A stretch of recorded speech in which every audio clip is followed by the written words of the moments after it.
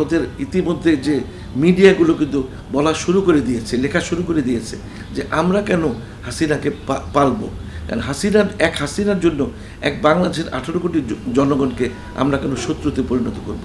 Indian গণমাধ্যমগুলো থেকে লেখা শুরু হয়ে গেছে, হাসিনার কপালে ঘাম ঝরছে এইসব পত্রিকা পড়ে।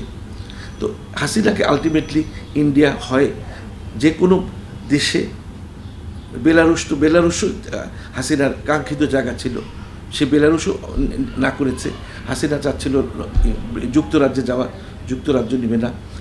ভারতকে বাংলাদেশকে কাছেই তাকে হস্তান্তর করতে হবে বিচারের জন্য। আলটিমেটলি হাসিনার পরিণতি হবে একবার না বহুবার ফাঁসি।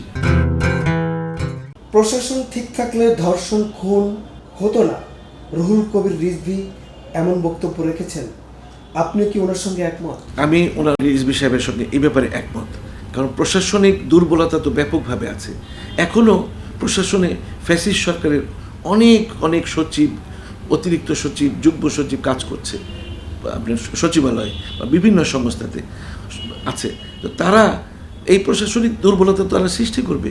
পররাষ্ট্র দপ্তরের যে ডিজি এবং যে সচিব, এরাও তো ভারত প্রীতি এদের মধ্যে এত বেশি, আওয়ামী প্রীতি এত বেশি, এরা তো প্রশাসনকে সহযোগিতা করবে না যে শক্তিশালী একটা প্রশাসন সৃষ্টি করতে। এই যে ধর্ষণ হচ্ছে, ধর্ষণের যে ব্যাপকতা সৃষ্টি হয়ে গেছে এবং এই নারী সমাজের মধ্যে একটা প্রচণ্ড আতঙ্ক সৃষ্টি করছে যে কে কখন একটা ধর্ষণের শিকার হয়। এইগুলো তো প্রশাসনিক দুর্বলতা, এবং দুর্বলতাগুলো দূর করার জন্য আমি মনে করি ডক্টর মোহাম্মদ ইউনূস সাহেবকে এই প্রশাসন থেকে এই আওয়ামী দোসর এবং ভারতীয় গোয়েন্দা সংস্থার দোসরদেরকে সরাতে হবে, একেবারে চিরুনি অভিযান চালিয়ে তাদের সরাতে হবে, যাতে করে এই প্রশাসনিক দুর্বলতা সৃষ্টি না হয়। কারণ আবারও বলছি যে স্বরাষ্ট্র মন্ত্রণালয়ে অনেক কিন্তু আগের সরকারের সচিব, যুগ্ম সচিব এবং উপসচিবরা রয়ে গেছে, এরা কিন্তু স্বরাষ্ট্র মন্ত্রণালয়কে শক্তিশালী হতে দিচ্ছে না, যার জন্যই আজকে এই আইন শৃঙ্খলার অবনতি, ছিনতাই, চুরি, ডাকাতি, রাহাজানি, ধর্ষণ এগুলি অতিরিক্ত পর্যায়ে বেড়ে গেছে এবং এতে জনগণের মধ্যে কিন্তু একটা বিরূপ ধারণা সৃষ্টি হচ্ছে। পতিত সরকারের আমলের জঙ্গিবাদ নির্মূল অপারেশনগুলোকে আপনি কিভাবে মূল্যায়ন করবেন? এগুলো ছিল একদম সাজানো নাটক। একটা টেবিলের মধ্যে আমার ডিবিতে কিছু বন্ধু আছে, কিছু রোগী আছে, তারা টেবিলের মধ্যে সাজানো থাকতো অস্ত্র।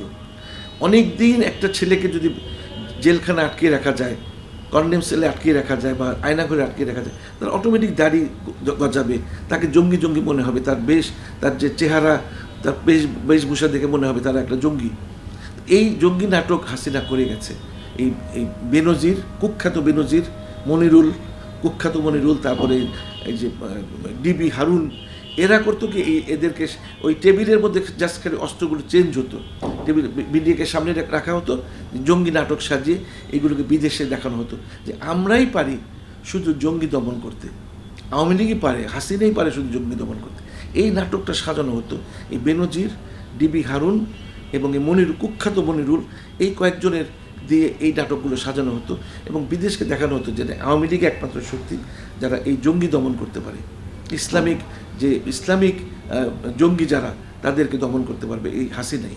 এগুলো পুরোপুরি নাটক ছিল, এগুলো আদৌ সত্য ছিল না। শেখ হাসিনার শেষ পরিণতি কি হতে পারে? শেখ হাসিনা কিন্তু ভারত কতদিন লাগবে? ভারতের ইতিমধ্যে যে মিডিয়াগুলো কিন্তু বলা শুরু করে দিয়েছে, লেখা শুরু করে দিয়েছে যে আমরা কেন হাসিনাকে পালবো, কারণ হাসিনার জন্য এক বাংলাদেশের 18 কোটি জনগণকে আমরা কেন শত্রুতে পরিণত করব। ইন্ডিয়ান গণমাধ্যমগুলো থেকে লেখা শুরু হয়ে গেছে, হাসিনার কপালে ঘাম ঝরছে এইসব পত্রিকা পড়ে। তো হাসিনাকে আলটিমেটলি ইন্ডিয়া হয় যে কোনো দেশে, বেলারুশও হাসিনার কাঙ্ক্ষিত জায়গা ছিল, সে বেলারুশও না করেছে। হাসিনা চাচ্ছিল যুক্তরাজ্যে যাওয়া, যুক্তরাজ্য নেবে না।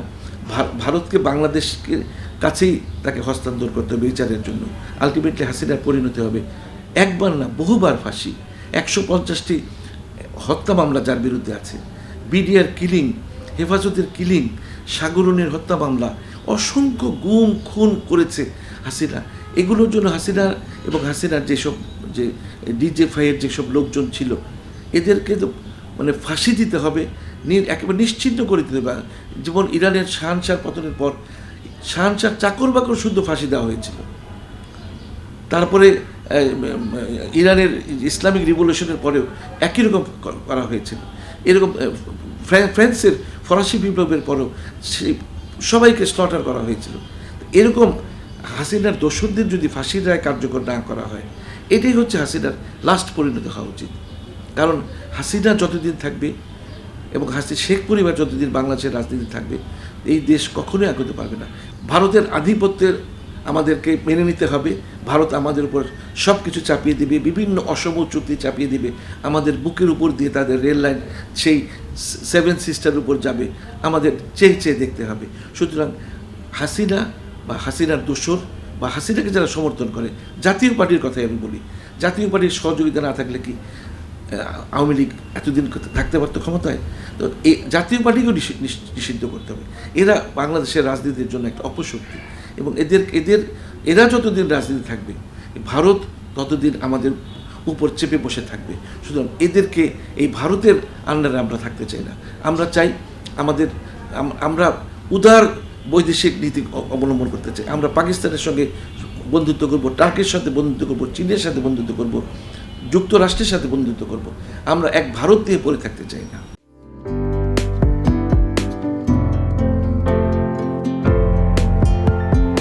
পহেলা জানুয়ারি 2025 ইউটিউব জার্নালিজমের অগ্রদূত changetv.press 6 বছর পেরিয়ে পা রাখল গর্বিত আমি অত্যন্ত আনন্দিত হলাম যে চেঞ্জ টিভি আগামী কয়েকদিনের মধ্যেই 6 বছর পূর্ণ করবে। আর হাঁটি হাঁটি পা পা করে চলা শুরু করে এখন সে বেশ দৌড়াদৌড়ি করছে বলা যেতে পারে। ও নামটাও অত্যন্ত বলবো যে সিগনিফিকেন্ট, যে চেঞ্জ, এই গণঅভ্যুত্থান কিন্তু চেঞ্জ চেয়েছে। সেই হিসেবে তোমার টেলিভিশনের, তোমার এই চ্যানেলের নামের একটা যথেষ্ট মিল পাওয়া যায়। আমার প্রত্যাশা যে এই গণঅভ্যুত্থানের যে প্রত্যাশা, যে আশা আকাঙ্ক্ষা, চেঞ্জ টিভি সেটিকে এগিয়ে নিয়ে যাবে। তোমাকে শুভেচ্ছা। চেঞ্জ টিভি যারা সম্পৃক্ত আছেন, যারা কর্মী আছেন, সামনে পেছনে সকলকে আমার শুভেচ্ছা। changetv.press এক ফোঁটা হলুদও নেই। Online TV channel change TV 6 বছর ধরে ওনারা কাজ করে যাচ্ছেন। ইতিমধ্যে জনগণের হৃদয়ে স্থান করে নিয়েছেন। প্রায় 22 লাখ সাবস্ক্রাইবার আছে। আর যে কোনো অনুষ্ঠান 10 লাখের মতো মানুষ এটা প্রতিদিন মানুষ দেখে থাকে। আমিও এই চ্যানেল নিয়মিত দেখি। তো চেঞ্জ টিভির পক্ষে আমির মোমিনুল মানিক সাহেবের উপস্থাপনা, প্রশ্নের ধরন, এগুলো জনগণ দেখতে চায়, শুনতে চায়। আমি চেঞ্জ টিভির উত্তরোত্তর সমৃদ্ধি কামনা করছি। changetv.press এক ফোঁটা হলুদও নেই। চেঞ্জ টিভি, তো আমি তাদেরকে আমার অসংখ্য শুভেচ্ছা জানাচ্ছি, কারণ তারা যে ভূমিকা রেখেছে এই সময়, একটা কঠিন সময় ছিল, সেটাতে যেমন ভূমিকা রেখেছে, এমনকি 5ই আগস্টের পরে নতুন বাংলাদেশেও তারা তাদের সেই তীক্ষ্ণ একটা সমালোচনামূলক এবং যেটাকে আমি গঠনমূলক বলব, সেরকম একটা ভূমিকা রাখছেন। তো সেক্ষেত্রে আমরা মনে করি যে এই ভূমিকা আমাদের দরকার, আমরা চাই এটা থাকুক এবং আরও যেন সমৃদ্ধ হয়। নতুন বাংলাদেশ নির্মাণে আমরা চাই যে চেঞ্জ টিভি যে সমালোচনাগুলো করছে বা যেগুলো আমরা তুলে ধরছেন, সেটা এমন করে করবেন যেন আমরা সেখান থেকে শিখতে পারি এবং সবাই মিলে যেন আমরা নতুন বাংলাদেশকে সত্যিকার অর্থে বৈষম্য বিহীন একটা সমাজ গড়ে তুলতে পারি, সেটা আপনারা সহজ চেষ্টা করুন। changetv.press এক ফোঁটা হলুদও নেই। আগামী জানুয়ারি মাসের 1ম তারিখে আপনারা 6 বছর পূর্ণ করতে যাচ্ছেন। আপনাদেরকে শুভেচ্ছা জানাচ্ছি, আন্তরিক ধন্যবাদ জানাচ্ছি। আমি আশা করব চেঞ্জ টিভি অতীতে যে বলিষ্ঠ ভূমিকা পালন করেছে, আগামীতেও আপনারা সেই বলিষ্ঠ ভূমিকা পালন করবেন। আমি আমার এলডিপির পক্ষ থেকে, মুক্তিযোদ্ধাদের পক্ষ থেকে আপনাদেরকে আন্তরিক মোবারকবাদ জানাচ্ছি, শুভেচ্ছা জানাচ্ছি। আশা করি দিন দিন আপনারা উন্নতির শিখরে এগিয়ে যাবেন। ধন্যবাদ।